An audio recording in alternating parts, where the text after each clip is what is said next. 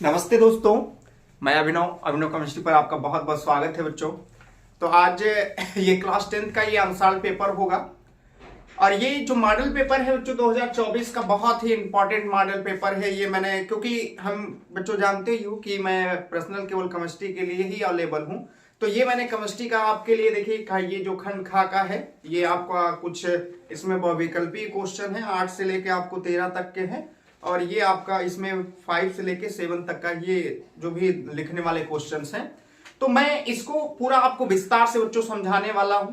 तो हमारे चैनल पे जो बच्चे नए जुड़ते हैं वो सबसे पहले तो चैनल को सब्सक्राइब किया करें और उसके बाद दबा के देखा करें और दबा के शेयर किया करें बच्चों, क्योंकि अगर पढ़ना है तो खुद भी पढ़िए, साथ में लोगों को भी आप प्रोत्साहित कीजिए। तो चलिए हम लोग शुरुआत करते हैं, ज्यादा देर ना करना है बच्चों। तो ये आपके सामने कुछ क्वेश्चन लिखे गए जो इसमें 8वां क्वेश्चन है, कह रहे बेंजीन का संरचनात्मक सूत्र क्या है। तो बेंजीन का संरचनात्मक सूत्र क्या है बच्चों, मैंने आपके सामने 4 ऑप्शन दिए। इनमें आपको कहेगा कि ए सही है कि बी सही है कि सी सही है कि डी सही है।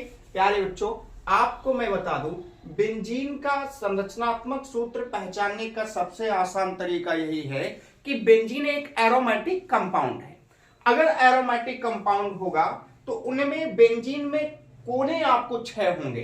अब जैसे यहां भी कोने 6, 1 2 3 4 5 6 है। चलिए यहां सही है, कोने तो सब में 6 दिख रहे हैं। तो अब कैसे पहचानोगे, तो ये पहचान है कि उसमें एकांतर पर पाई बॉन्ड होना चाहिए, मतलब 3 ऐसी जगहें हों जहां पे आपको डबल बॉन्ड दिखे। अब 3 कहां ऐसी जगह है जहां डबल बॉन्ड होगा, यहां कहीं नहीं डबल बॉन्ड है, इसमें भी कहीं डबल बॉन्ड नहीं प्यारे बच्चों, यहां भी कहीं नहीं डबल बॉन्ड है, लेकिन यहां पे है एक जगह, यहां डबल बॉन्ड, एक यहां है और एक यहां है। तो इसका मतलब अगर यहां डबल बॉन्ड है एकांतर पर, एकांतर का मतलब यह है कि एक अगर यहां पे है तो दूसरा छोड़ के तीसरे पे, तीसरा है चौथे छोड़ के पांचवें पे, पांचवा है तो छठे को छोड़कर यानी वहां पे होगा। तो ये 3 आपको पाई बॉन्ड एकांतर पर अगर मिल रहे हैं यानी, और इसका जो अगर कभी कभी फार्मूला देता है तो C6H6 होता है, तो कार्बन भी 6 होंगे और हाइड्रोजन 6 होंगे और उसके साथ साथ आपको एकांतर पर अगर पाई बॉन्ड होगा तभी हम कहते हैं कि वो क्या होगा, बेंजीन। तो इसका मतलब है कि हमारा सी वाला ऑप्शन जो होगा बच्चों क्या होगा, सही होगा। अगला क्वेश्चन कह रहा है कि निम्न में से सजातीय या समजातीय श्रेणी किसे कहते हैं प्यारे बच्चों।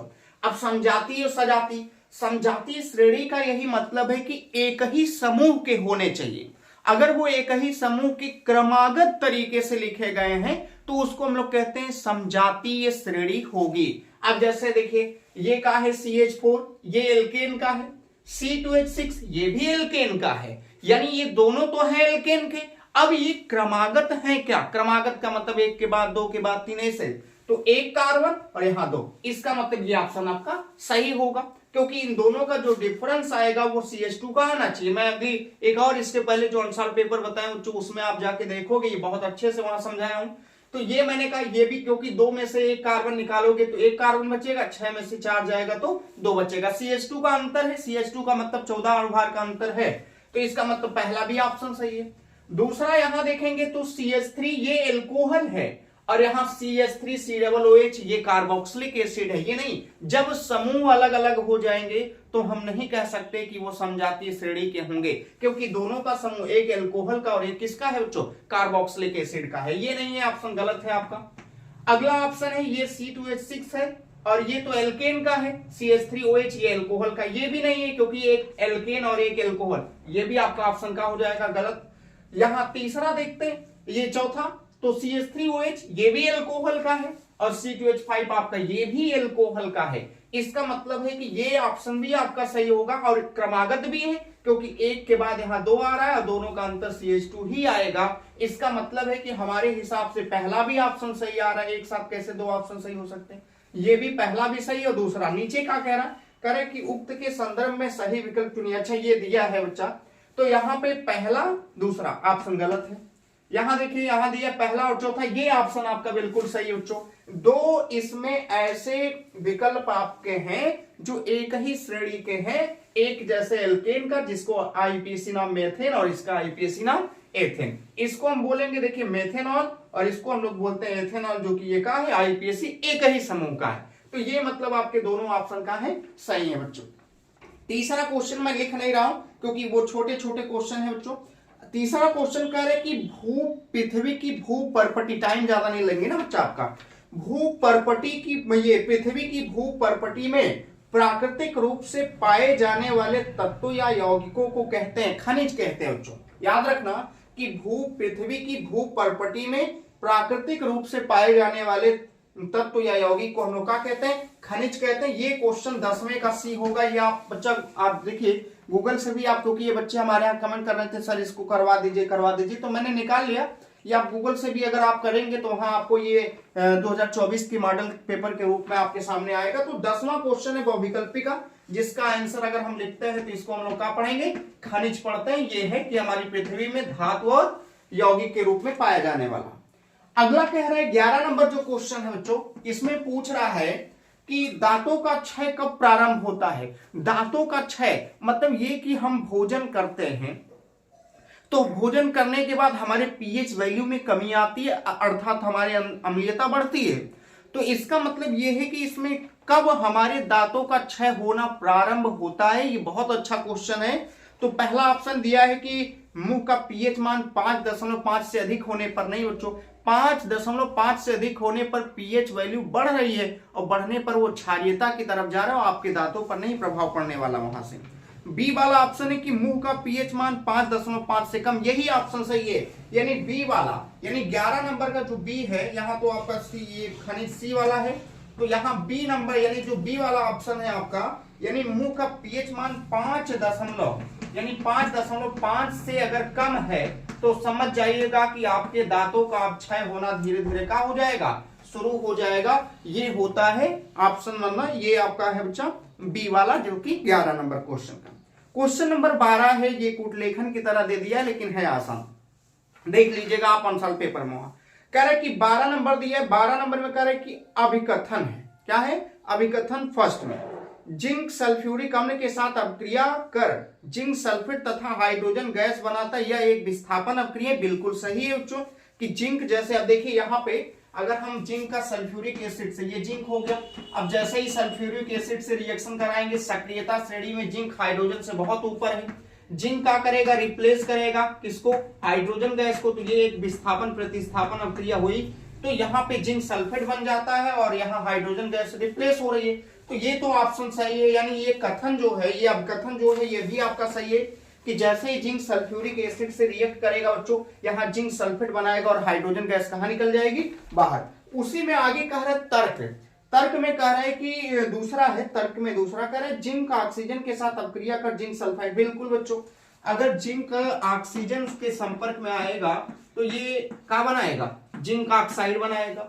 तो ये भी आपका, यानी जो पहला अभिकथन है वो भी सही है और जो आपका तर्क है वो भी सही है। लेकिन अब ऑप्शन में क्या कह रहा है, ऑप्शन में कह रहा है कि ए वाला दोनों अभिकथन यानी फर्स्ट तथा तर्क सेकंड सही है तथा तर्क 2 अभिकथन सही है, स्पष्टीकरण है। हमें बहुत सही नहीं लग रहा है। बी वाला ऑप्शन कह रहा है सही, बी वाला ऑप्शन सही होगा, कर अभिकथन फर्स्ट तथा तर्क सेकंड दोनों सही है, परंतु तर्क अभिकथन का स्पष्टीकरण नहीं, क्योंकि इसमें बच्चा आपको विस्थापन अभिक्रिया और ये ऑक्साइड पढ़ो, ऑप्शन दोनों सही है मगर एक दूसरे का ये स्पष्टीकरण नहीं कह सकते। तो ये बी वाला यानी 11 नंबर का जो बी वाला, ये 12 नंबर का जो क्वेश्चन है, इसका बी वाला भी ऑप्शन जो होगा वो बच्चों का होगा सही होगा। 13 नंबर क्वेश्चन हम इसको हटा के बताएंगे बच्चों। तो चलिए आप लोग ये जान लीजिए इतना जल्दी जल्दी। उसके बाद मेन तो आपका क्या है, मेन आपका है उपखंड में जो आपको लिखना है संतुलित करने वाला, तो ये आप स्क्रीनशॉट ले सकते हैं बच्चों। तो ये है बच्चों आपका 13 नंबर क्वेश्चन। 13 नंबर क्वेश्चन में अगर हम देखेंगे तो हमसे क्या कह रहा है कि निम्नलिखित रासायनिक समीकरण पूरा कीजिए, और रासायनिक समीकरण हमें पूरा करना है। ये ऑप्शन में NaOH है और यहां फिर लिख दिया है देखो प्लस, और ये 30 से करने के बाद यहां दिया है CH3COO Na है, और इसके साथ साथ बच्चों H2O कहां निकल गया है, बाहर। तो इसका मतलब क्या रिश्ते निष्कर्ष, ये आपको देखिए इसको बैलेंस करना, मतलब इसको हमें इस जगह पे खाली ऑप्शन है तो ये भरना है। तो आप समझिए कि ये CH3COO प्लस H2O है, तो यहाँ पे एक सॉल्ट और क्या बन रहा है, वाटर। तो इसका मतलब ये उदासीनीकरण अभिक्रिया होगी, और उदासीनीकरण अभिक्रिया में यही होता है कि एसिड एंड बेस का होता है, रिएक्ट होता है। तो हमारे पास बेस तो ऑलरेडी है, एसिड की आवश्यकता है और एसिड में हमें CH3COO यानी कार्बोक्सिलिक एसिड होगा तभी हमें एसीटेट आयन मिलेगा, क्योंकि अगर हम इसको यहाँ पे तोड़ेंगे बच्चों तो इसका मतलब ये हुआ कि CH3COO- और Na का आएगा प्लस, तो यहाँ पे हाइड्रोजन को रिप्लेस किया होगा सोडियम तभी आके यहाँ जुड़ा होगा, तो इसका मतलब जो यहाँ भरना होगा वो होगा एसिटिक एसिड होगा, जिसको आप एथेनोइक पढ़ते हो आईपीएससी में, यानी ये रहेगा। तो जैसे ये एसिड है और ये बेस है, रिएक्ट कराओगे यहां से बच्चों OH और यहां से H निकल के H2O बना लिया होगा और ये सोडियम जाके यहां जुड़ गया होगा, तब जाके ये क्या किया होगा, बना होगा। तो ये 12 नंबर क्वेश्चन में बी वाला आपका ऑप्शन सही होगा, CH3COOH। यानी अगर बहुविकल्पी में ऐसे भी क्वेश्चन आ सकते हैं तो आप तैयार रहिए। तो ये बहुविकल्पी के कितने क्वेश्चन, 1 2 3 4 5 6 7 क्वेश्चन केमिस्ट्री थे जो कि मैंने इसको करा दी। आगे क्वेश्चन ये 5वां क्वेश्चन दे रहा है।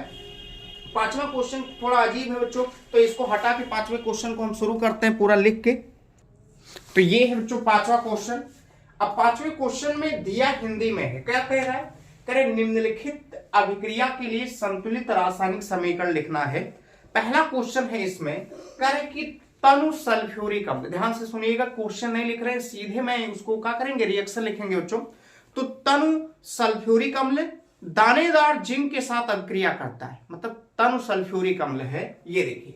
अब तनु सल्फ्यूरिक अम्ल दानेदार जिंक के साथ, तो पहले हम अगर ये पहले का लिखते हैं बच्चों जो कि हिंदी में दिया है, तो वो कह रहा दानेदार जिंक का रिएक्शन हम लोग को किससे कराना है, तनु सल्फ्यूरिक अम्ल से। ये तनु है और सल्फ्यूरिक अम्ल का आपका अगर लिखते हैं देखो तो वो क्या हो जाएगा, H2SO4। अब जैसे ही इसको लिखोगे तो आगे कह रहा है कि तनु सल्फ्यूरिक अम्ल दानेदार जिंक से अभिक्रिया करता है, तो बनेगा क्या, तो बनाएंगे क्या कि देखेंगे सक्रियता श्रेणी, एक श्रेणी आपकी किताबों में बच्चों सक्रियता श्रेणी में, सक्रियता श्रेणी में जो भी धातुएं हाइड्रोजन से ऊपर होती हैं वे धातुएं हाइड्रोजन को रिप्लेस करके उसका स्थान स्वयं का कर लेती हैं, ग्रहण कर लेती हैं, जिसको हम लोग विस्थापन प्रतिस्थापन पढ़े भी हैं। तो जिंक सक्रियता श्रेणी में बहुत ऊपर है हाइड्रोजन से, जिंक क्या करेगा, हाइड्रोजन को लात मारेगा, निकल ले भाई, अब हम आ रहे हैं, तो ये आएगा इसके जगह पे और ये कहां चला जाएगा, बाहर, तो गया होगा, तो यहां बनेगा प्यारे बच्चों देखो ZnSO4 बनेगा और हाइड्रोजन गैस जैसे आई है वैसे कहां निकल गई देखो बाहर, और ये ऑलरेडी पहले से बैलेंस है क्योंकि एक जिंक है। सल्फेट SO4 एक तो यहां भी SO4, हाइड्रोजन 2 है, ये भी बैलेंस है। दूसरा क्वेश्चन इसमें क्या कह रहा है उसको भी हम लोग देख लेते हैं। दूसरे क्वेश्चन में कह रहा है कि तनु हाइड्रोक्लोरिक अम्ल, तनु हाइड्रोक्लोरिक अम्ल का मतलब जानते हो बच्चों, HCl, क्या होता है HCl, अम्ल मैग्नीशियम की पट्टी से, मैग्नीशियम रिबन जो होता है उससे भी आप प्रैक्टिकल करवा सकते हैं, ये प्रैक्टिकल। तो यहाँ पे मैग्नीशियम पट्टी के साथ अभिक्रिया करती है Mg, मतलब अगर हमें बात आई मैग्नीशियम की तो ये देखो Mg की पट्टी हो गई, और कह रहा है तनु HCl है, तो यहां मैं तनु हाइड्रोक्लोरिक अम्ल कहेगा, तो हाइड्रोक्लोरिक अम्ल का मतलब क्या होता है प्यारे बच्चों, HCl। अब जैसे रिएक्शन कराओगे यहां भी हाइड्रोजन है, यहां मैग्नीशियम, सक्रियता श्रेणी में हाइड्रोजन बहुत ऊपर है, किससे, मैग्नीशियम से, तो मैग्नीशियम को लात मारेगा कि तुम भैया कहां करो, बाहर निकलो, ये बाहर निकलेंगे, तो अब ये अपनी वैलेंसी के आधार पे, किसके आधार पे फार्मूला बनाएगा, वैलेंसी के आधार पे, तो ये बनेगा फार्मूला MgCl2 और यहां से हाइड्रोजन गैस कहां निकल जाएगी, बाहर। और जब भी हाइड्रोजन को निकालिएगा प्यारे बच्चों वो इसी रूप में निकालिएगा, हाँ बैलेंस नहीं हो अलग की बात है। अब ये सोचेंगे कि सर आप MgCl2 कैसे बना दिए, देखो अगर मैं बताऊं तो मैग्नीशियम जो होती है उसकी संयोजकता कितनी होती है, 2 होती है, और यहाँ क्लोरीन के ऊपर -1, तो ये जब दोनों का बराबर नहीं होता है तो क्रॉस मल्टीप्लाई, 1 का गुणा यहाँ और 2 का गुणा यहाँ, तो 1 का गुणा Mg में होगा ये Mg और 2 का गुणा यहाँ होगा, तो ये क्या बनाएगा MgCl2, मतलब अपनी वैलेंसी के आधार पे ही फार्मूला बनेगा, बाद में तुम अपने से बैलेंस करोगे, और बैलेंस हो ही रहा है। अब एक Mg है, यहाँ भी Mg है, लेकिन Cl2 है और हाइड्रोजन भी कितना है 2, तो आगे इसके अगर हम 2 से प्यारे बच्चों गुणा करेंगे तो मतलब 2 का गुणा H में भी हो रहा है और 2 का गुणा किस में हो रहा है, Cl में भी होगा, दोनों जगह 2 का मल्टीप्लाई हो गया और आपका रिएक्शन का हो गई होगी, बैलेंस हो गई होगी। तो ये थी आपकी दूसरी रिएक्शन। तीसरी की अगर हम बात करेंगे, तीसरे क्वेश्चन में क्या कह रहा है, इसी में है, ये भी आपको बैलेंस में ही पढ़ना है, करे कि नाइट्रोजन हाइड्रोजन गैस से संयोग करके अमोनिया बनता है। हैबर विधि का नाम सुने बच्चों? हैबर विधि में हम क्या करते हैं कि पहले नाइट्रोजन लेते हैं, ये नाइट्रोजन गैस है, और एक मैंने लिया हाइड्रोजन गैस। जैसे ही नाइट्रोजन हाइड्रोजन गैस को आयरन मोनिवेटनम किसकी उपस्थिति में, FeMO, आयरन उत्प्रेरक है और मोनिवेटनम जो होता है वो उत्प्रेरक वर्धक का कार्य करता है। जैसे ही इन दोनों को भिड़ाओगे बच्चे, ये रिएक्ट करेंगे, ये बनाएंगे देखिए अमोनिया गैस, जिसको हम लोग क्या पढ़ते हैं, NH3। इस विधि को हैबर विधि का भी नाम दिया जाता है। और ज्यादा नहीं बताएंगे क्योंकि सिलेबस में उतना बड़ा है नहीं, तो ये खाली इतना जानिए कि नाइट्रोजन और हाइड्रोजन जब भी योग करेंगे, संयोग करेंगे, आपस में जुड़ेंगे, अपक्रिया करेंगे, लड़ेंगे, भिड़ेंगे, क्या बनाएंगे, अमोनिया। और बैलेंस नहीं होगा क्योंकि नाइट्रोजन के 2 लोग हैं, तो यहां 2 से गुणा किए, 2 का गुणा इसमें करोगे तो 2 का अंदर सब में गुणा हो गया, 2 का गुणा N में 2N और 2 का गुणा H में करोगे तो 2 तिहाई 6, तो यहाँ 3 से गुणा कर दीजिए, 3 दूनी 6 हाइड्रोजन, आपकी रिएक्शन का हो गई बैलेंस। और इसको हम लोग पढ़ते हैं अमोनिया। क्या पढ़ते हैं बच्चों? अमोनिया गैस पढ़ी जाती है, ये भी आप जान लीजिएगा। चलिए इसके बाद चौथा क्वेश्चन इसमें क्या कह रहा है, चौथे को भी हम देख लेते हैं और बहुत आसानी से सीखेंगे। चौथा है कि हाइड्रोजन सल्फाइड गैस वायु में दहन करने पर जल तथा सल्फर डाइऑक्साइड गैस बनाती। बैलेंस करना, हाइड्रोजन सल्फाइड बच्चा ब्लैक कलर का होता है, चांदी देखो ना, चांदी पर जो लेयर जमती है वो किसकी होती है, हाइड्रोजन सल्फाइड की, इसीलिए चांदी पर ब्लैक ब्लैक जो जम जाता है। हाइड्रोजन सल्फाइड को हम ऐसे पढ़ते हैं बच्चा, H2S को हम लोग क्या कहते हैं, हाइड्रोजन सल्फाइड। और ये हो गया वायु, वायु का मतलब आप क्या लिखोगे, O2, और O2 में दहन होगा, दहन का मतलब इसको क्या किया गया, जलाया गया, मतलब डेल्टा का मतलब इसको जलाया जा रहा है। तो जैसे ये दहन करेगा 2 चीजें बनाएगा, वाटर बनेगा H2O और इसके साथ साथ सल्फर डाइऑक्साइड गैस भी। बैलेंस नहीं होगा तो हमें बैलेंस करना पड़ेगा। सल्फर एक है, ऑक्सीजन का मैटर गड़बड़ हो रहा है बच्चों, तो यहाँ देखिए एक यहाँ है और एक यहाँ, तो यहाँ ऐसा करते हैं, सब मैटर अगर सही है तो यही गड़बड़ करेगा, तो यहाँ 3/2 से गुणा कर ले।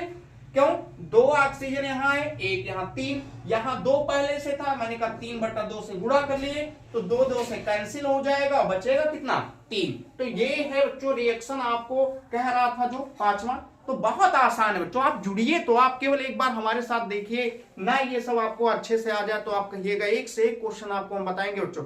तो चलिए ये चीजें थी कि तन सल्फ्यूरिक अम्ल का दानेदार जिंक के साथ रिएक्शन कराओगी। एक बात और भी जान लीजिए, अगर कभी सक्रिय मेटल है, सक्रिय धातुएं हैं, अगर वो रिएक्शन करेंगी अम्लों से तो हाइड्रोजन गैस को कहां कर देंगी, बाहर। या अगर धातु ऑक्साइड भी अम्ल से क्रिया करेंगी तो लवण और जल बनाएंगी। तो ये सारी चीजें फार्मूला आप जानते रहिएगा, बहुत काम आपको देने वाले हैं बच्चों। तो ये है आपके सामने क्वेश्चन। पहला एक बार मैं और रिपीट कर दूं बच्चों, कह रहे तनु सल्फ्यूरिक अम्ल दानेदार जिंक के साथ, तनु सल्फ्यूरिक अम्ल H2SO4 दानेदार जिंक के साथ रिएक्शन करेगा, मैंने जिंक हाइड्रोजन से बहुत ऊपर सक्रियता श्रेणी में, लात मारेगा निकल जाएंगे, H2 के फॉर्म में निकल गया और जाएगा, ये इसके जगह पे जुड़ जाएगा ZnSO4। फिर कहा मैंने आगे दूसरा क्वेश्चन करा, तनु हाइड्रोक्लोरिक अम्ल, तन हाइड्रोक्लोरिक अम्ल किसको कहते हो बच्चों, HCl को, कि मैग्नीशियम पट्टी के साथ अब क्रिया करता है। अब मैग्नीशियम ये है, अब इस जैसे ही मैग्नीशियम से रिएक्शन करेगा, ये भी तो सक्रियता श्रेणी में, ये जिंक से भी ऊपर है, हाइड्रोजन का लात मारेगा, निकल जल्दी से, ये निकले।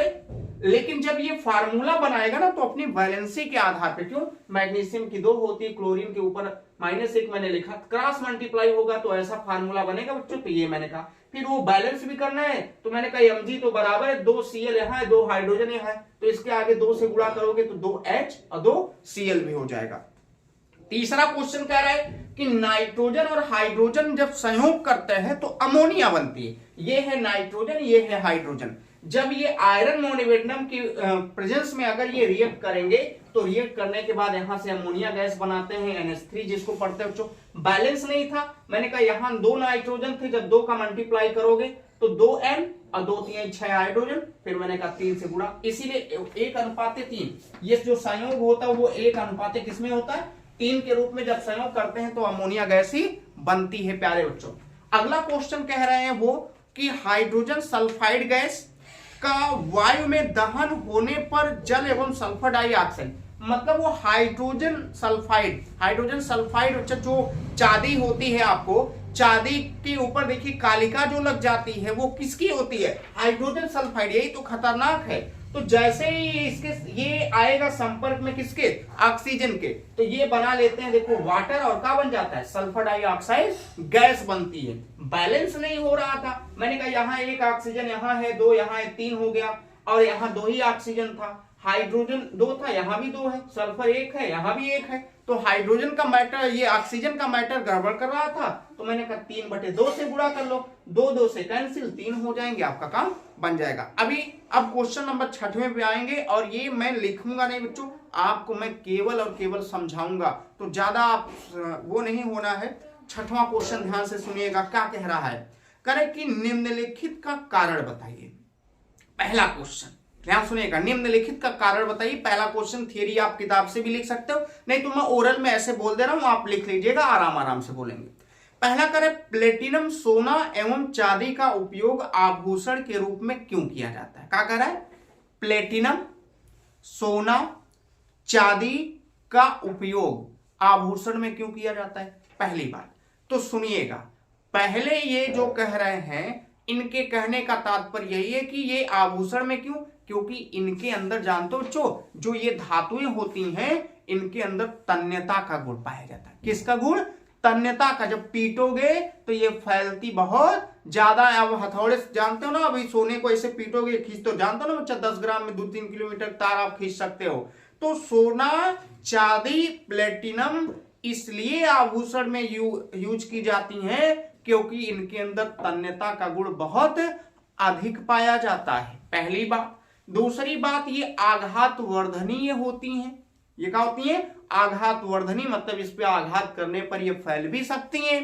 तीसरी सबसे मोस्टली बात ये है कि ये ऐसी धातुएं हैं जिनकी सक्रियता बहुत कम होती है, ये बहुत कम अपक्रियाशील होती हैं। ये अगर हम इन्हें बाहर रख भी देते हैं वायु में, तो ये जल्दी वायु से अपक्रियाएं नहीं करती, O2 से अपक्रिया नहीं करती हैं, या ये नमी से अपक्रिया नहीं करती हैं। तो हम मान सकते हैं कि अगर ये नमी, वायु, आर्द्रता आदि से अपक्रिया नहीं करती हैं, तो ये सुरक्षित होती हैं, इसीलिए हम इनका यूज आभूषण के रूप में करते हैं।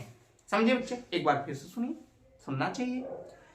मैंने कहा इस क्वेश्चन का जवाब है कि प्लेटिनम सोना चांदी का उपयोग आभूषण के रूप में क्यों करते हैं, तो यही कहना है कि ये धातुएं ज्यादा तन्य होती हैं, ज्यादा आघात वर्धनीय होती हैं, और ये धातुएं बाहर खुले में छोड़ देने पर ऑक्सीजन, वायु, नमी, आर्द्रता आदि के संपर्क में आने पर भी ये उसके साथ अभिक्रियाएं नहीं करती हैं, जिसके कारण ये सुरक्षित होती हैं। इसलिए इन्हीं धातुओं का आभूषण के रूप में प्रयोग किया जाता है। प्यारे बच्चों, लिख के जरूर आइएगा।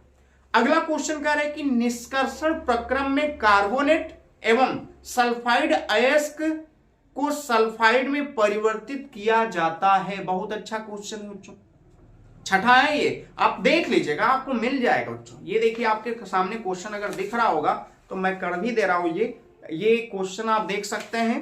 कह रहे कि धातु निष्कर्षण, ये निष्कर्षण प्रक्रम में कार्बोनेट एवं सल्फाइड अयस्क को ऑक्साइड में परिवर्तित। बच्चों जानते हो, सल्फाइड में यानी जो आपको कार्बोनेट है या सल्फाइड है, इसको इतनी आसानी से नहीं हम प्राप्त कर सकते इनसे, जितनी आसानी से हम ऑक्साइडों से क्या कर सकते हैं, प्राप्त। तो पहले कार्बोनेट और सल्फाइडों को हम ऑक्साइडों में परिवर्तित करेंगे, और उसके बाद क्योंकि ऑक्साइडों से हमें धातुओं को प्राप्त करना क्या होता है, आसान होता है। किसकी तुलना में, वो होता है हम कार्बोनेट और सल्फाइडों की तुलना में। तो ये दूसरे का आपका आंसर हो गया। 7वें का पहला क्वेश्चन है, कह रहा है कि संयोजी आबंध किसे कहते हैं। बहुत आसान है, कह रहे संयोजी आबंध किसे कहते हैं, या ये सहसंयोजी है, सॉरी बच्चों, पहले यानी क्वेश्चन नंबर 7वें का पहला है, सहसंयोजी आबंध किसे कहते हैं। सहसंयोजी आबंध हम उसे कहते हैं जो ऐसे परमाणु या ऐसे अणु जो आपस में मिलकर समान इलेक्ट्रॉनों की साझेदारी करके जो भी बंध बनाते हैं, यानी वहां पे कोई लेगा देगा नहीं, यानी इलेक्ट्रॉनों की समान साझेदारी करके जो बंध बनाता है उसी बंध को हम लोग सहसंयोजक बंध कहते हैं बच्चों, ये जानिएगा। अब जैसे एग्जांपल भी इसका मैं आपको बता देता हूं, जैसे मान लीजिए हम H2 ले लिए। अब देखिए हाइड्रोजन में अगर देखेंगे कितने बॉन्ड होते हैं, ये हाइड्रोजन हो गया प्यारे बच्चों, यहां भी क्या हो गया हाइड्रोजन। हाइड्रोजन के बाहरी कोश में कितने इलेक्ट्रॉन होते हैं, एक, यहां भी कितना होगा, एक। अब ये इसके पास भी स्टेबल होने के लिए दो लोग चाहिए और यहां भी दो लोग चाहिए, लेकिन है अभी कितने, एक, और यहां भी कितने हैं, एक। तो दोनों के पास एक ही चीज की कमी है। तो ये अगर दोनों लोगों के पास कमी है तो कोई किसी को इलेक्ट्रॉन देगा नहीं, बल्कि ये होगा कि भाई जितने इलेक्ट्रॉन हम साझे में दे रहे हैं उतने भाई तू भी दे दे, और दोनों की समान साझेदारी होगी और समान साझेदारी से जो बंध बनेगा उनमें दोनों का 50-50 हिस्सा होगा और उसी बंध को हम लोग कहते हैं सहसंयोजी बंध। तो भैया इधर एक बार ये कहेगा ले भाई ले काम कर, अपने आप को स्टेबल बना, ये हो गए डुप्लेट रूल का पालन करते हैं हाइड्रोजन। और ये देखिए ये इसके साथ साझा हो गया कि नहीं हो गया, साझा होने के बाद प्यारे बच्चों H और H के बीच में यहां सिंगल बॉन्ड बनता है। इसी तरह अगर आप ऑक्सीजन को ले लेते हैं, O2 में देखते हैं तो O2 में भी यही हाल होगा। मिटा के बच्चों और बढ़िया बता रहे हैं, रुके रहिए एक मिनट। ये देखिए थोड़ा सा बोर्ड में बच्चा लिखने और मिटाने की दिक्कतें हैं, अन्यथा दिक्कतें कोई नहीं है, क्योंकि हमें जानते हो कितने अभी बच्चा आप फेमस करवाएंगे तब ना कुछ होगा। चलिए अब देखिए यहाँ O2 में अगर समझना है सहसंयोजक आबंध के लक्षण को, तो ये ऑक्सीजन है, यहां भी ऑक्सीजन। ऑक्सीजन के बाहरी कोश में कितने इलेक्ट्रॉन होंगे, अर्थात संयोजी कोश में प्यारे बच्चों, तो ये होते हैं देखिए 6 इलेक्ट्रॉन, 6 2 4 और 2 कितने हो गए, 6 इलेक्ट्रॉन हो गए। यहां भी देखोगे तो वही होंगे जो वहां होगा। अब जैसे ही 6 हो गए तो हाइड्रोजन तो डुप्लेट रूल का पालन कर रहा था, लेकिन ऑक्सीजन किस रूल का पालन करेगा, अष्टक का। अगर ये अष्टक का करेगा तो इसके पास 6 पहले से है, कमी कितने की है, 2। यहां भी 6 पहले से है, कमी कितने की है, 2। तो जब दोनों के पास समान कमी है तो ये न इसको देगा ना ये इसको देगा, तो कर ऐसा भैया दोनों आएंगे बीच में, तू चला तू देगा और दूठ हम दे देथिला। अब दोनों जने बीच में आ जाएंगे, कहा पहले दूठ तू दिया, तू बीच में खड़ा करा, हम बीच में खड़ा करा। अब दोनों जने बीच में खड़ा करके कहीं चला, एक बार तू ले ला और एक बार हम ले ली। तो एक बार ये क्या करेंगे, बीच में आ रहे हैं। अब बीच में आने के बाद बच्चों ये क्या करेंगे, ये देखो ये अपने ले लिए, अब इनका हो गया 8, 4 2 6 2 8, और एक बार ये इनको दे देंगे, 2 लिए, 2 ये दिए थे, 2 साझे में आ गए। अब इस अतिव्यापन क्षेत्र में कई जोड़ा, जय जोड़ा अतिव्यापन क्षेत्र में इलेक्ट्रॉन आएंगे उतने जोड़ा बॉन्ड बनाएंगे, इसीलिए ऑक्सीजन ऑक्सीजन के बीच में क्या बॉन्ड बनता है, डबल बॉन्ड। नाइट्रोजन को अगर हम ले लेते हैं N2 को, तो N2 को अगर लेंगे तो N और N के बीच में देखेंगे। पहले यहां देखिए नाइट्रोजन के बाहरी कोश में इसका एटॉमिक नंबर होता है 7 2 और कितना आएगा 5। संयोजी कोश में 5, तो 3 ठोई बीच में खींच ले, कहां खींच ले, बीच में, 2 कहां ऊपर, तो इनके भी तो बतिया वो है आएगी ना बच्चों।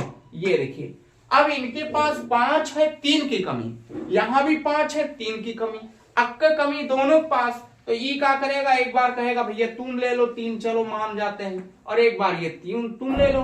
अब दोनों आपस में लेके समान इलेक्ट्रॉनों की साझेदारी किए, अतिव्यापन क्षेत्र में जय जोड़ा इलेक्ट्रॉन तय बॉन्ड आपका करिए, बना लीजिए। इसीलिए कहा जाता है ऑक्सीजन ऑक्सीजन में डबल बॉन्ड, नाइट्रोजन नाइट्रोजन में ट्रिपल बॉन्ड, हाइड्रोजन हाइड्रोजन में सिंगल बॉन्ड। अब हम कुछ अलग स्पेशल केस के बना देते हैं। अब जैसे अमोनिया आ गया, क्या आ गया, अमोनिया में कुछ H2O में, कुछ आपके किताबों में दिया होगा CH4 में, सब बना दे रहे हैं। काहे परेशान है बच्चों, सब बनाओ, बस टाइमिंग की कमी है, अभी हमें स्कूल भी जाना है बच्चों, तो इसलिए थोड़ा जल्दबाजी है, लेकिन ऐसी सीरीज तो आती रहेंगी, आप घबराइए ना बच्चों, हम ऐसा बताएंगे कि जीवन भर याद रहेंगे। ये देखिए N है, हाइड्रोजन कितने हैं 3, तो लगा लेना 3 ठो, ये आप लोग समझदार हैं बच्चों। ये देखिए 3 हो गए। अब हाइड्रोजन के बाहरी कोश में कितने होते हैं, 1, इन लोगों के चाहे ये देखो क्रॉस से लगा लेना चाहे डॉट से, और यहाँ पे एक नाइट्रोजन के बाहरी कोश में कितने आएंगे, 5 ना आएंगे, ये देखिए 5 हो गए। हमने कहा हाइड्रोजन बेचारे डुप्लेट रूल का पालन करेंगे, क्योंकि ये अस्थाई होने के लिए हीलियम के पास इनको पहुंचना है, लेकिन नाइट्रोजन को अस्थाई होने के लिए नियॉन के पास पहुंचना है। तो अब ये हाइड्रोजन के पास एक इलेक्ट्रॉन, एक और इनको चाहिए क्या ठो, दो थे। लेकिन नाइट्रोजन को भी तो कमी है, नाइट्रोजन को अष्टक पूरा करना है, उसका पास 3 कमी है। तो वो क्या कह रहा है कि भैया हम ना देंगे, हाइड्रोजन कह रहे तब कैसे काम बनेगा। तो हाइड्रोजन और नाइट्रोजन के बीच में दोनों में हुई बैठक, और बैठक गंभीर हुई। ये कहा ऐसा है कि दोनों का एक तू लाओ बीच में, एक हम लाएंगे बीच में। ऐसे तीनों हाइड्रोजन देखो, एक इनका बीच में है, इनका बीच में। जब दोनों का बीच में आया तो हाइड्रोजन कह रहा एक बार हम लेके काम कर ले रहे हैं और एक बार हम आपको दे देंगे, आप भी अपना काम कर लीजिए। तो ये दोनों हुए साझेदारी। और ये देखिए 2 हो गए। डुप्लेट ही हाइड्रोजन बच्चों डुप्लेट रूल का पालन करेगा, ये भी डुप्लेट का करेगा। और अब आए नाइट्रोजन बाबा, ये काम करेंगे किसका, अष्टक का। और ये हो गए 8 हो गए, 2 2 4 2 6 2 8। अब देखोगे तो अतिव्यापन क्षेत्र, ये जहां भी बनता है इसको बच्चों अतिव्यापन क्षेत्र कहते हैं। ये अतिव्यापन क्षेत्र में क्या जोड़ा इलेक्ट्रॉन, 1 ठो। यहां भी क्या जोड़ा है, 1 ठो। यहां भी क्या जोड़ा है, 1 ठो। काम हो गया। अब जब साझी, ये देखो ना साझा हो रहा ना, तो साझे से जो बंध बनता है उसी को तो क्या कहते हैं, सहसंयोजक बंध। H2O में भी यही हाल है। यहां ऑक्सीजन ले लीजिए, यहां एक हाइड्रोजन यहां ले लिए और एक यहां। अब हाइड्रोजन के फिर जान गए बाहरी कोश में क्या इलेक्ट्रॉन आएंगे, एक का एक आएगा, एक यहां भी एक, और इसके बाहरी कोश में कितने हो गए, 6। ऑक्सीजन बाहरी कोश में 6, क्यों, क्योंकि आप जानते हो कि 8 होता है, तो भाई बाहरी कोश में कितने आएंगे, 6 आएंगे, तो 6 हो गए। अब हाइड्रोजन के बाहरी कोश में यूं दोस्ती में थोड़ी दरार है तो कंप्लीटली करें। अब ये दोनों दोस्ती किए, ये भी डुप्लेट हो गया। ऑक्सीजन कहेगा भैया वो अष्टक करेंगे, अष्टक कर लिया, और यहाँ अतिव्यापन क्षेत्र में एक जोड़ा यहाँ तो एक बॉन्ड यहाँ, और एक जोड़ा यहाँ तो एक बॉन्ड यहाँ, हो गया, काम खत्म। मेथेन में देख लेते हैं, ये ज्यादा डिस्टर्ब किए हैं। मेथेन में देखोगे तो ये बीचों कार्बन है, हाइड्रोजन का 4 ठो। तो चलिए 1, यहाँ बच्चों 2, यहाँ बच्चों 3, और यहाँ कितने आ गए, 4। ये सुबह एक टाइम में तनी आवाज भी हो रही होगी।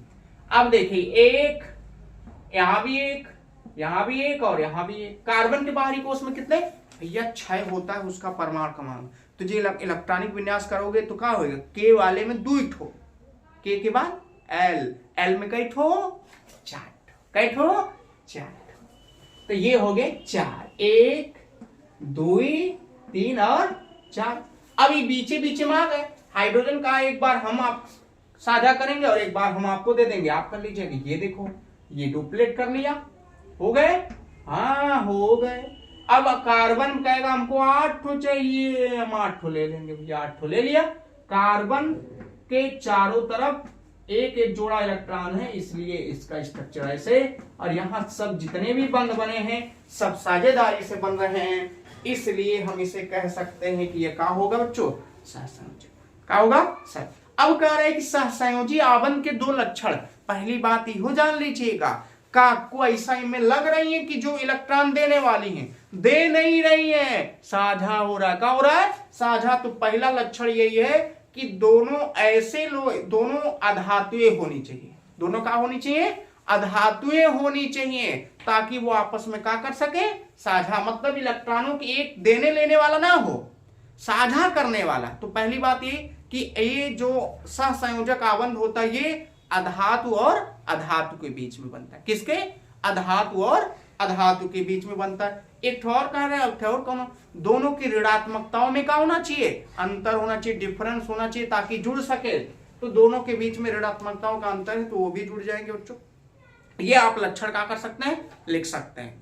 अगला इसका दूसरा क्वेश्चन है, 7वें का दूसरा कह रहा आईपीएससी नाम लिखो। अरे बाप रे बाप, आईपीएससी नाम वो हमारे साथ है, धोखा। ये देखो बच्चों, देख लो तो 1 मिनट में देखो तो बच्चों, क्योंकि हमारे टाइम ना है बच्चा, लेकिन तो हम खातिर मेहनत कर रहे हैं बच्चों, तो हमको फेमस ना कर रहे हैं, यह सबसे दुख की बात है। कहाँ गया कपड़ा बच्चों, कपड़ा बताइए। चल अब देखो, अब तो मजा आ जाएगी। आईपीएससी आ गए, आईपीएससी बाबा आ गए। तो आईपीएससी बाबा छोड़ते तो है नहीं पेपर में, लेकिन लपेट के आना बच्चों, आपको ना छूटे। जिसको नहीं आया कमेंट करो, ऐसा बताएंगे आईपीएससी जिंदगी भर याद रहेगी। ये ला पहला 7वें का दूसरा क्वेश्चन है, किसका? 7वें का दूसरा क्वेश्चन है, जिसमें लिखा आईपीएससी नाम लिखना है। क्या लिखना है? आईपीएससी नाम। बहुत वीआईपी है। पहला का दिए तनी देख लें, लिखे हैं बाबा, ये देखिए, ये तो बहका दिए CH2 और यहाँ का आ गए CHO, और ये तो दूसरा और बहका दिए। ये देखो CH3 COO और ये CO और यहाँ पे CH3। बाप रे बाप। चलिए अब देखो नाम इनका बहुत आसान है। आईपीएससी में पहले देखा करो ग्रुप कौन सा है। यहाँ ये ग्रुप जब CHO आएगा तो एल्डिहाइड होगा, CO आएगा तो कीटोन होगा। क्या होगा? कीटोन। इनको तो आप ऐसे भी लिख सकते थे ना बच्चा, C+O और यहाँ का हो सकते हैं ये CH3 बतिया का है। तो चलिए गिनती करते। अब देखिए जब ग्रुप आएगा, कोई समूह आएगा, तो हमें समूह की तरफ से गिनती करनी पड़ती है। तो यहाँ पे और उस कार्बन के को भी गिनना, जो समूह में है कार्बन, उस कार्बन को भी गिनोगे। तो यहाँ अगर इस कार्बन को गिनेंगे तो 1 2 3, पहले कोई पूर्व लग्न नहीं, तो शब्द श्रृंखला। 3 कार्बन को बच्चों का बोला जाता है? प्रोप बोलते हैं। क्या बोलते हैं? प्रोप है। इनके बीच में कैसा बॉन्ड है? प्राथमिक अनुलग्न। सिंगल का लगा देना एन, अब प्लस हाई जो CHO है, CHO को अनुलग्न के रूप में अल लिखते हैं। क्या लिखते हैं? अल। किस नंबर पे? पहले पे, तो क्या लिख देंगे? अल लिख देंगे। अब जोड़ोगे तो प्रोपेन में 1 प्रोपेन नल। क्या लिख देना? प्रोपेनल 1 लिख देना, या 1 प्रोपेनल लिख देना। इनको यहां से गिनती की 1 2 3, क्या हो गया? 3। इसको एसीटोन भी बोलते हैं। सिंपल नाम भी जानते रहना, कभी कभी देख के पूछ लेता आईपीएससी नाम। क्या होता है? एसीटोन। अब देखो हाई, इसमें भी कोई पूर्व लग्न है, हाई तो क्रियात्मक समूह, तो अनुलग्न की तरह काम करेगा। तो टोटल कार्बन 3 को हम क्या बोलेंगे? प्रो। सिंगल बॉन्ड का मतलब एन, और ये दूसरे पे क्या है? CO। इसके कीटोन अगर होता है तो इसकी अनुलग्न को हम क्या लिखते हैं? ओन लिखते हैं। क्या लिखते हैं? ओन। तो किस नंबर पे? दूसरे पे, तो लिखेंगे 2 ओन। तो प्रोपेन 2 ओन छोड़ दो, अगर लिखना चाहते हो तो प्रोपेन 2 ओन भी आप छोड़ सकते हो तो भी ठीक है, या 2 प्रोपे नोन भी लिख सकते हैं इसको।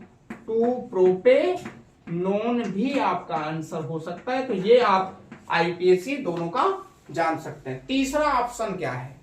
और इसके बाद इसका अथवा भी दिया, छोड़ेंगे तो नहीं बच्चों एक भी। तो इसको हटाएं, तो ये बोर्ड अच्छे से मिटा लें बच्चों एक बार। तो ये बच्चों अब ये 7वें का जो है ना तीसरा क्वेश्चन है, ये इंपॉर्टेंट थियरी है, ध्यान सुनिएगा, लिखिएगा। कारण कठोर जल को साबुन से उपाचरित करने पर झाग के निर्माण को समझाइए। ध्यान से सुनना। कठोर जल में पाया क्या जाता है? कठोर जल में मैग्नीशियम और कैल्शियम के कार्बोनेट तथा बाइकार्बोनेट। क्या होते हैं? कठोर जल में मैग्नीशियम तथा कैल्शियम के कार्बोनेट एवं बाइकार्बोनेट होने के कारण जो साबुन होता है वह उससे क्या करता है? अभिक्रिया कर लेता है। मतलब अघुलनशील है। कहने का मतलब यह है कि वो उससे अभिक्रिया करके अघुलनशील पदार्थ बनाएगा। कौन? यानी मैग्नीशियम कार्बोनेट और मैग्नीशियम कार्बोनेट या कैल्शियम कार्बोनेट, मैग्नीशियम बाइकार्बोनेट या मैग्नीशियम कैल्शियम बाइकार्बोनेट, दोनों का करते हैं कि साबुन से अभिक्रिया करते हैं। अभिक्रिया करके कोई अघुलनशील पदार्थ बना देते हैं। तो जो अघुलनशील पदार्थ बनता है वो एक ऐसा पदार्थ बनता है जिसको स्पम कहते हैं। क्या बोलते हैं? स्पम होता है। तो वो पदार्थ जो होता है वो जल के संपर्क में आने पर ज्यादा झाग देने नहीं देता है। तो कठोर जल इसीलिए माना जाता है कि जो कठोर जल होता है वह जल्दी पानी के साथ मिलकर ज्यादा झाग नहीं देता है। क्यों नहीं देता ये मैंने आपको समझा दिया। 2 ही नंबर का होगा, आप आराम से लिख सकते हो। अगला अथवा वाला क्वेश्चन है, ये इंपॉर्टेंट है। अथवा वाला क्वेश्चन भी आप देख लीजिए, बता ही देते हैं। तो अथवे वाले क्वेश्चन में पहला है टिप्पणी, निम्नलिखित पर टिप्पणी लिखिए 2-2 नंबर का। और पहली टिप्पणी किस पर लिखना है? विकृत गंधिता पर। किस पर बच्चों? विकृत गंधिता पर, और जो कि बहुत आसान है। ये देखिए विकृत गंधिता। अब ये विकृत गंधिता आप कैसे समझोगे? विकृत गंधिता आप समझ लीजिए कि किसी, इसकी परिभाषा बोल रहा हूं, किसी तैलीय पदार्थ या किसी वसायुक्त पदार्थ, किसी तैलीय पदार्थ या किसी वसायुक्त पदार्थ को जब बहुत लंबे समय तक जब खुले में छोड़ दिया जाता है, बाहर छोड़ दिया जाता है, तो उसके स्वाद में, उसके रंग में, उसके स्वाद, उसके रंग, उसकी गंध आदि में परिवर्तन आ जाता है, और जो परिवर्तन आता है उसी को हम लोग कहते हैं विकृत गंधिता। फिर से बोल दूं बच्चों, यानी किसी तैलीय पदार्थ या किसी वसायुक्त पदार्थ, जैसे डालडा उल्डा होता है ना, घी, वसायुक्त पदार्थ को बहुत लंबे समय तक खुले में छोड़ देने पर उसके स्वाद, उसके रंग, उसके गंध आदि में कहा जाता है परिवर्तन आ जाता है, जिसे हम लोग कहते हैं विकृत गंधिता आ गई है। इसका उदाहरण है अचार ले लीजिए। अचार को भी अगर आप बहुत, जिसमें तैलीय पदार्थ होता है, लंबे समय तक आप छोड़ दीजिए तो उसके स्वाद, रंग और उसकी गंध में कहा जाता है परिवर्तन आ जाता है। तो इसे आप लिख सकते हो परिभाषा के तौर पे। अगला दिया रेडॉक्स अपक्रिया। क्या दिया है? रेडॉक्स अपक्रिया। रेडॉक्स अपक्रिया किसे कहते हैं? ऐसी अभिक्रिया जिसमें ऑक्सीकरण तथा अपचयन, यानी क्योंकि थियरी लिखने में टाइम लगेगा बच्चों, बोल रहा हूं समझ जाना। मतलब ऐसी अभिक्रिया जिसमें ऑक्सीकरण तथा अपचयन दोनों की प्रक्रियाएं जब साथ साथ होती हैं। क्या? ऑक्सीकरण और अपचयन दोनों की प्रक्रियाएं जब साथ साथ होती हैं, ऐसी अभिक्रिया को हम क्या कहते हैं? रेडॉक्स अपक्रिया कहते हैं। याद रखिएगा। अब जैसे एग्जाम्पल अगर कहते हैं रेडॉक्स अपक्रिया का, तो उसको मैं लिख देता हूं। रेडॉक्स अपक्रिया का एग्जाम्पल में यही लिख सकते हो, देखो Zn प्लस H2SO4 अभी पढ़ाया हूं बच्चों, इसी को भी आप रेडॉक्स अपक्रिया ZnSO4 बन जाएगा और हाइड्रोजन गैस बाहर। आप थोड़ा समझने में दिक्कत होगी, लेकिन बता दें जिंक के ऊपर 0 होता है, यहां ऑक्सीडेशन नंबर 2 निकालेंगे आएगा, यहां देखिए +1 आएगा और यहां जो आएगा 0। तो अब देखिए हम ये भी कह सकते हैं कि जब हम कभी बाएं से दाएं की तरफ चलते हैं तो वो क्या होता है ना, कि अगर आवेश बढ़ेगा तो ऑक्सीकरण, और अगर बाएं से दाएं चलने पर अगर आवेश घटेगा तो उसको अपचयन। अब ये बायां पक्ष बाएं से दाएं चलने पर जिंक का हो रहा है 0 से बढ़ रहा है, इलेक्ट्रॉन निकाल रहा होगा तो प्लस आवेश बढ़ रहा है, यहां +1 से कितना हो रहा है? 0 घट रहा है तो अपचयन। तो ये ऑक्सीकरण हो रहा है। ये क्या हो रहा है? ऑक्सीकरण बच्चों। और ये जो हो गया ये आपका क्या हो रहा है? अपचयन। तो जिसमें ऑक्सीकरण और अपचयन दोनों की प्रक्रियाएं साथ साथ होती हैं उसी को हम क्या कहते हैं? रेडॉक्स अपक्रिया। जैसे एक और एग्जांपल ले लेते हैं, ये पहला मान लो। दूसरा जैसे SaNCl2 प्लस FeCl3, और ये रिएक्शन हुआ तो मान लीजिए बना FeCl2 और बन गया SaNCl4। तो अब यहां देखोगे San के ऊपर यहां +2 आता है, यहां +4, यहां +3, यहां +2। अब San की तुलना San से करोगे तो 2 से 4 बाएं से दाएं चलने बढ़ रहा है तो ऑक्सीकरण। यहां 3 से कितना हो रहा है? 2 घट रहा है तो अपचयन। तो जब ऑक्सीकरण और अपचयन दोनों की प्रक्रियाएं साथ साथ होने लगती हैं तो उसे ही हम लोग क्या कहते हैं? रेडॉक्स अभिक्रिया कहते हैं। ये आप जानते रहिएगा। अगला क्वेश्चन है, ये रिएक्शन है एस्टरीकरण किसे कहते हैं? क्या बोलता है? एस्टरीकरण किसे कहते हैं? तो एस्टरीकरण तो हम आपको बता रहे हैं। तो ये देखिए, इसको हटाएं, एस्टरीकरण आप जान लीजिए। जो समझ में आता है तो थोड़ा लाइक सब्सक्राइब शेयर दबा कर दिया करिए, और जो लोग नए आ रहे हैं बच्चों ना, वो थोड़ा देखें और थोड़ा लाइक भी कर दिया करें और शेयर भी कर लिया करें, और उसके साथ साथ बच्चों क्या करेंगे? सब्सक्राइब तो करवे करेंगे, वो हमें जानते हैं बच्चों अच्छे से। चलिए एस्टरीकरण, ये देखिए क्या बोलते हैं इसको? एस्टरीकरण। एस्टरीकरण है तो एस्टरीकरण से घबराइएगा मत, इनका टस्टरीकरण कर दिया जाए। एस्टरीकरण हम उसे कहते हैं, क्या बोलते हैं? एस्टरीकरण का मतलब ये होता है कि हमें एस्टर क्या करना है? बनाना है। तो कैसे बनेगा बच्चों? जब हम कार्बोक्सिलिक अम्ल, किसको? जब कार्बोक्सिलिक अम्ल का एल्कोहल के साथ अभिक्रिया कराते हैं तो एस्टर तथा क्या बनता है, जल। फिर से सुनिएगा, कार्बोक्सिलिक अम्ल तथा एल्कोहल का जब हम अभिक्रिया कराते हैं तो एस्टर तथा जल बनता है। इस प्रक्रिया को, इस अभिक्रिया को एस्टरीकरण कहते हैं। अब एग्जांपल जैसे रिएक्शन लिखना अनिवार्य है ना। अब एस्टरीकरण में मैंने कहा कार्बोक, देखिए मैं लिख दे रहा हूं यहां पे, पहले हिंदी में, उसके बाद मैं रिएक्शन लिखूंगा बच्चों। ये हो गया आपका कार्बोक्सिलिक अम्ल, ये हो गया कार्बोक्सिलिक अम्ल और प्लस एल्कोहल, प्लस का हो गया एल्कोहल। अब जब कार्बोक्सिलिक अम्ल प्लस एल्कोहल को भिड़ाएंगे ना तो यहां पे हमें प्राप्त होता है एस्टर। कहा लिख दिए, एस्टर लिख रहा है, एस्टर और प्लस का बनेगा H2O मतलब जल। इसी अभिक्रिया को हम क्या कहते हैं, एस्टरीकरण कहते हैं। अब कार्बोक्सिलिक अम्ल में आपके सिलेबस में जो रहेगा उसी से, आपके सिलेबस में दो है, एक एथेनॉल है और एक का है एसिटिक एसिड है, जिसको एथेनोइक पढ़ते हो। तो हम कार्बोक्सिलिक अम्ल में एसिटिक एसिड लेंगे, सिरका जिसको बोलते हैं, COOH, हो गया प्यारे बच्चों। और एल्कोहल में हम ले लेते हैं एथेनॉल, C2H5OH। अब जैसे ही ये दोनों गर्म करेंगे, यहां H+ लगा लेना, अम्ल की प्रेजेंस होगी तो ये जैसे ही रिएक्ट करेंगे एस्टर बना देंगे और ये बनेगा CH3 COO C2H5 और यहां से आपका H2O कहां निकल जाएगा, बाहर। जिनको नहीं समझ में घबराए ना बच्चों, मैं तोड़ के भी बता देता हूं ना। ये देखिए, ये CH3 है, इसको किए कैसे होंगे, C डबल बॉन्ड O किए होंगे और यहां से O है और सिंगल बॉन्ड यहां का हो गया H। हाई देखो, इसको उल्टा करके लिख दे, उल्टा करोगे तो ये HO और इधर आएगा, इसको लिखोगे तो C2H5। अब जैसे ही इसको रिएक्शन कराए होंगे, यहां से H, यहां से क्या निकल गया OH। अब HOH मिलता है तो H2O बनता है, ये जाके जुड़ेगा। अब इसको मैंने समेट के लिख दिए, CH3 COO का हो गया COO। यहां से ये पूरा निकल गया, जैसे ही निकला होगा ये जाके जुड़ गया होगा और यहां बन गया होगा C2H5 और आपका H2O कहां गया है, बाहर, जिसको हम लोग कहते हैं, इसका नाम की बात करोगे तो इसको हम लोग एसिटिक एसिड कहते हैं। क्या बोलते हैं, एसिटिक अम्ल बोलते हैं।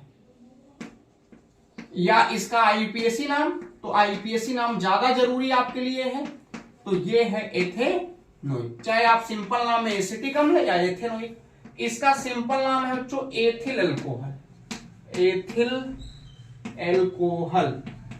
और उस तरह का आईपीएसी नाम है एथेनॉल, का है एथेनॉल, ये भी जान लीजिए।